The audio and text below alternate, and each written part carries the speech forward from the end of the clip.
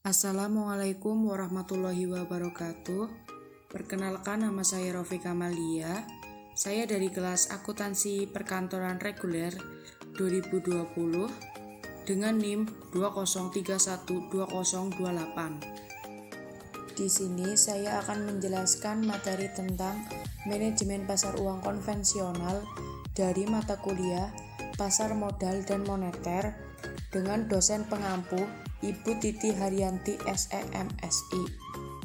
Manajemen pasar uang konvensional. Konsep dasar pasar uang. Pasar uang adalah tempat pertemuan abstrak yang digunakan para pemilik dana jangka waktu pendek untuk menawarkan kepada calon pengguna yang membutuhkannya, baik secara langsung maupun melalui perantara. Pasar uang adalah pasar di mana tempat aset-aset keuangan diperdagangkan. Pasar uang berfungsi untuk memperdagangkan dana jangka pendek, yaitu dana berjangka waktu kurang dari 1 tahun. Menurut Andri Swemitra, pasar keuangan dapat bermakna sebagai A. Sistem pasar yang memfasilitasi terjadinya perdagangan antara produk dan turunan. Misalnya, bursa efek yang memfasilitasi perdagangan saham, obligasi, dan waran. B. Pertemuan antara pembeli dan penjual untuk memperdagangkan produk keuangan dalam berbagai cara, termasuk penggunaan bursa efek secara langsung penjual dan pembeli. Pihak-pihak yang terlibat dalam pasar uang yaitu sebagai berikut. A. Pihak yang membutuhkan dana, baik pihak bank maupun perusahaan non-bank yang membutuhkan dana yang segera harus dipenuhi untuk kepentingan tertentu. B. Pihak yang dinamakan dana yaitu pihak yang menyediakan dana atau pihak yang menjual dana, baik bank maupun perusahaan non-bank, dengan tujuan untuk menginvestasi pasar uang.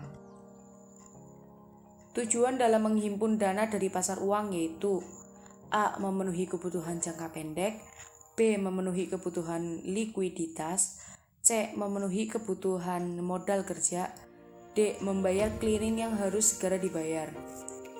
Tujuan bagi pihak yang dimaksud menanamkan dana di pasar modal adalah sebagai berikut. A. Memperoleh penghasilan dengan tingkat suku bunga tertentu. B. Membentuk pihak yang benar-benar mengalami kesulitan keuangan. C. Spekulasi dengan harapan akan memperoleh keuntungan besar dalam waktu yang relatif singkat dan dalam kondisi ekonomi tertentu. Adapun fungsi pasar uang adalah sebagai berikut. A. Mempermudah masyarakat memperoleh dana-dana jangka pendek untuk membiayai modal kerja atau keperluan jangka pendek lainnya. B. Memberikan kesempatan masyarakat berpartisipasi dalam pembangunan dengan membeli sertifikat Bank Indonesia dan surat berharga pasar uang. C. Menunjang program pemerataan pendapatan bagi masyarakat. Manfaat pasar uang. A. Memacu suksesnya pembangunan ekonomi. B. Menyerap tenaga kerja dan meningkatkan pendapatan masyarakat yang semakin berkualitas. C. Terpenuhinya kebutuhan kredit jangka pendek untuk membiayai kebutuhan modal kerja perusahaan, seperti bahan dasar, bahan pembantu untuk kelancaran proses produksinya. D. Terpenuhinya kebutuhan barang dan jasa bagi masyarakat yang semakin berkualitas. E. Manfaat menghimpun dana untuk perusahaan. F. Manfaat investor yang menanamkan dananya di pasar uang. G. Manfaat pasar uang bagi manajer keuangan. Kelebihan dan kekurangan pasar uang. Kelebihan pasar uang. 1. Sarana untuk mencari pinjaman dana jangka pendek bagi perusahaan yang mengalami kesulitan likuiditas. B. Sarana untuk menempatkan kelebihan dana yang dimiliki oleh badan usaha. Kelemahan atau resiko pasar uang. 1. Resiko pasar uang. Resiko yang terkaitan dengan kenaikan tingkat bunga mengakibatkan investor mengalami capital loss. 2. Resiko reinvestment. Resiko yang berkaitan dengan turunnya harga sekuritas. 3. Resiko gagal bayar. Resiko yang terjadi akibat peminjam tidak mampu memenuhi kewajibannya sesuai dengan yang diperjanjikan. 4. Resiko inflasi. Memberikan pinjaman menghadapi kemungkinan naiknya harga-harga barang dan jasa yang menurunkan daya beli atas pendapatan yang diterimanya. 5. Resiko valuta. Resiko yang terjadi karena perubahan yang tidak menguntungkan terhadap kurs mata uang asing. 6. Resiko politik. Resiko yang berkaitan dengan perubahan undang-undang atau peraturan pemerintah. Jenis pasar uang. Pasar modal yang terdiri atas pasar primer dan pasar sekunder. Pasar komoditi yaitu memfasilitasi perdagangan komoditi. Pasar keuangan yaitu sarana pembiayaan utang jangka pendek dan investasi. Pasar derivatif yaitu sarana yang menyediakan instrumen untuk mengelola resiko keuangan. Pasar berjangka yaitu sarana yang menyediakan standarisasi kontrak berjangka bagi perdagangan suatu produk pada suatu tanggal pada masa mendatang. Pasar asuransi yaitu memfasilitasi redistribusi dan dari berbagai risiko. Pasar valuta asing yaitu memfasilitasi perdagangan valuta asing. Ciri pasar uang dan lembaga pengikutnya. Pasar uang menurut Panji Anuraga dan Piji Pakarti 2001 mempunyai ciri sebagai berikut. Jangka waktu dana yang pendek, tidak terikat pada tempat tertentu. Pada umumnya, supply dan demand bertemu secara langsung dan tidak perlu guarantor underwriter. Lembaga-lembaga yang ikut dalam pasar uang adalah 1.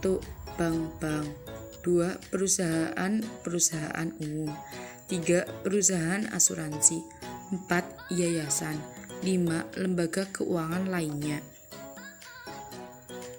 Indikator pasar uang. A. Suku bunga pasar uang antara bank. Tingkat bunga yang dikenakan oleh bank terhadap bank lain dalam hal pinjam-meminjam dana dalam bentuk rupiah. B. Volume transaksi pasar uang antar bank. Jumlah transaksi antar bank dalam hal pinjam-meminjam dalam bentuk rupiah. C. Suku bunga pasar uang antara bank. Tingkat bunga yang dikenakan oleh bank terhadap bank lain dalam hal pinjam-meminjam dana dalam bentuk US dollar. D. Volume transaksi pasar uang antar bank. Jumlah transaksi antar bank dalam hal pinjam-meminjam dalam bentuk US dollar. E. JIBOR atau Jakarta Interbank Offered. Suku bunga yang ditawarkan untuk transaksi pinjam-meminjam antar bank. F. Suku bunga deposito rupiah. Tingkat bunga yang diberikan para deposan yang mendepositkan uangnya dalam bentuk rupiah. G. Bunga deposito US dollar. Tingkat bunga yang diberikan para deposan yang mendepositkan uangnya dalam bentuk US dollar. H. Nilai tukar rupiah atau kurs. Harga suatu mata uang terhadap mata uang lainnya atau nilai dari suatu mata uang terhadap mata uang lainnya. I. Suku bunga kredit. Tingkat bunga kredit yang dikenakan bank atau lembaga keuangan lainnya kepada para kreditor. J. Inflasi. Kenaikan tingkat harga barang dan jasa secara umum yang terus-menerus suatu waktu tertentu. K. Indeks harga konsumen. Angka indeks yang menunjukkan tingkat harga barang dan jasa yang harus dibeli konsumen dalam suatu periode tertentu.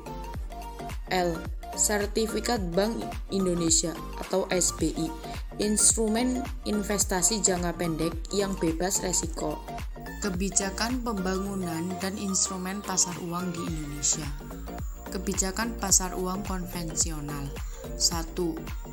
Penggunaan sertifikat Bank Indonesia sebagai peranti operasi pasar terbuka sekaligus pasar uang dengan tujuan utama sebagai peranti kebijakan moneter khususnya untuk kontraksi moneter sebagai peranti pasar uang dan sebagai salah satu alternatif bagi perbankan untuk menempatkan kelebihan likuiditas yang dimiliki.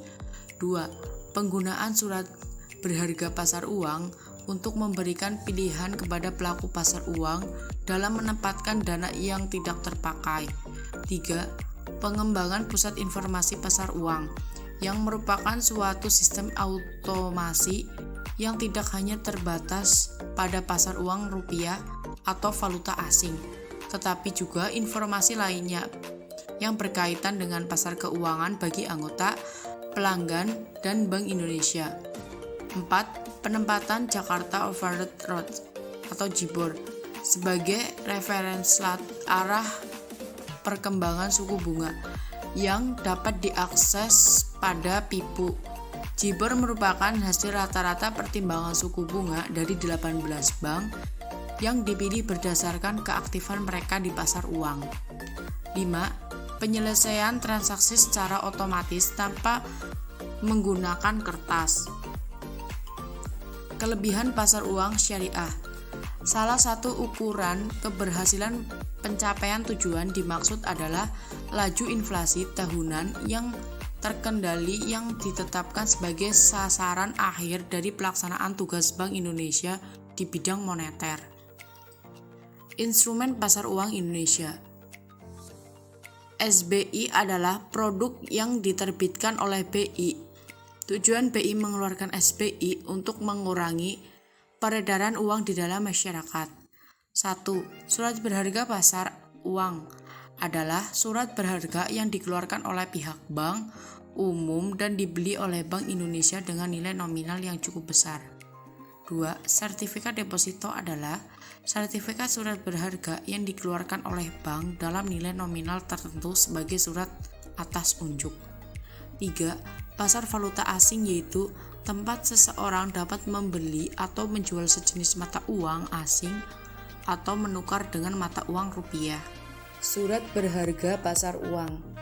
SBPU adalah surat berharga berjangka pendek yang dapat diperjualbelikan secara diskonto dengan BI atau lembaga diskonto yang ditunjuk oleh BI. Ditinjau dari jenis transaksi dan waktunya, SBPU dapat dibedakan sebagai 1. Surat sanggup atau akses promes dapat berupa 1. Surat sanggup yang diterbitkan oleh nasabah dalam rangka penerimaan kredit dari bank untuk membiayai kegiatan tertentu. 2. Surat sanggup yang diterbitkan oleh bank dalam rangka pinjaman antar bank. Surat wesel dapat berupa 1. Surat wesel yang ditarik oleh suatu pihak dan akses oleh pihak lain dalam jangka transaksi tertentu. Penarikan atau tertarik dalam adalah nasabah bank.